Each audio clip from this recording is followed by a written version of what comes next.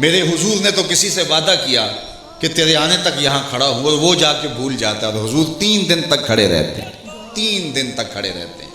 صرف قضائے حاجت کے لیے جاتے ہیں پھر آ جاتے ہیں۔ 3 دن کے بعد اچانک اس کا گزر ہوا تو دیکھا حضور کھڑے ہیں، تو یاد آیا یہ تو میرے سے وعدہ تھا، شرمندہ ہوا۔ لیکن میرے حضور نے صرف اتنا فرمایا، تو نے مجھے مشقت میں ڈال دیا، تو نے مجھے مشقت میں ڈال دیا، اور میں نے خود کسی سے وعدہ کیا ہو کہ فلاں وقت میرے پاس آ جانا، اور وہ دروازے پر آ کے بیل دے، اور میں اندر سے کہوں کہ بیٹے کو بھیجوں کہ اس کو کہو کہ ابو گھر نہیں ہیں،